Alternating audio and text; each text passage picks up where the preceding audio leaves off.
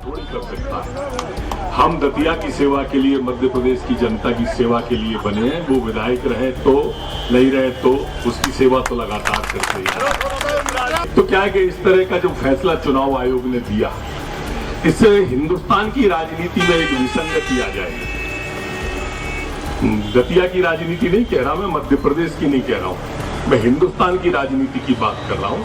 उस राजनीति में विसंगति आ जाएगी, और वो विसंगति ये होगी कि फिर तो कोई भी किसी के नाम से फर्जी अपील छपवाएगा और चुनाव आयोग में शिकायत कर देगा। कोई भी अखबार में देगा एक विज्ञापन बड़ा सा पूरे पेज का, और वो उसकी शिकायत करेगा कि देखिए ये इनने अपील छपवाई है, और इसका जो अपील मैंने छपवाई नहीं होगी तो मैं उसका खर्चा भी नहीं दिखाऊंगा, और जब नहीं दिखाऊंगा तो चुनाव आयोग को फिर उस पर एक्शन लेना पड़ेगा। ये विसंगति चुनाव आयोग ने शायद कर दी है, क्योंकि पैड न्यूज का ये केस था। पैड न्यूज का मतलब पैसे दे करके न्यूज छपाना। न तो फरियादी कोई पैसे देने का कोई प्रमाण प्रस्तुत कर चुका, न तो पैसे लेने वाले जो हमारे पत्रकार बंधु या अखबार के सम्मानित बंधु है उन्होंने कहा कि हमने पैसे लिए। देने वाला भी नहीं कह रहा, लेने वाला भी नहीं कह रहा। इसके बावजूद भी तीसरा पक्ष है, एक चौथा पक्ष है। तीसरा पक्ष है फरियादी के, वो कुछ प्रमाण दे सकता है, वो रसीद दे सकता है, अखबार की रसीद दे सकता है, वो वीडियो क्लिपिंग दे सकता है, फोटोज दे सकता है, कुछ तो देना चाहिए। वो भी कुछ नहीं दिए गए, और चुनाव आयोग को अपने फैसले में पैड न्यूज पैड कैसे है ये स्पष्ट करना थी, वो भी उसने स्पष्ट नहीं कर पाई कि ये पैड न्यूज है कैसे। इसलिए ये देश की विसंगति उन्होंने बना दी, जो आशंकाओं और संभावनाओं के आधार पर उन्होंने फैसला दे दिया। खैर, ये तो एक पक्ष है। दूसरा करने का अधिकार गवर्नर को है, नॉट फॉर इलेक्शन को।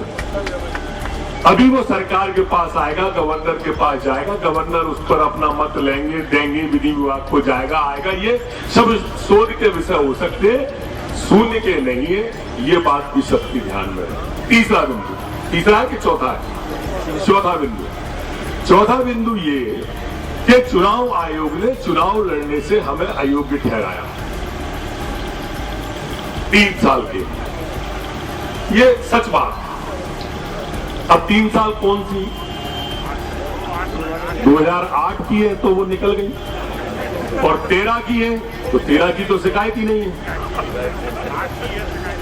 2013 की तो कोई शिकायत ही नहीं है, कोई केस ही नहीं है।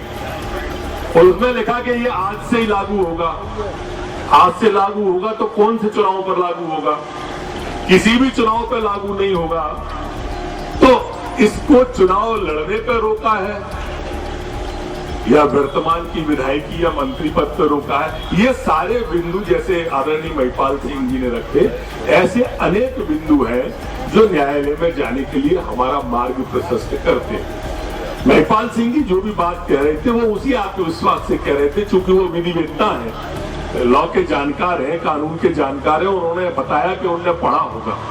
मैंने तो उनको उनने 2-3 बिंदु बताए इसलिए भेजा था, पर वो चूंकि भावनाओं में बहुत कुछ सी बातें कह गए थे, पर कुछ छोटी छोटी बातें हैं मित्रों, वो आप सबके जेहन में रहेंगी तो चर्चाओं में आप सबको बल मिलता है। जहां तक मैंने अपनी बात प्रारंभ की थी वहां से फिर समाप्त करता हूं कि ये सब बातें अपने दतिया के विकास को अवरुद्ध करने की है, और हम विकास करते रहेंगे जब तक प्राण है, और दतिया में रहेंगे जब तक प्राण है। इस दतिया की सेवा करते रहेंगे। बहुत बहुत धन्यवाद।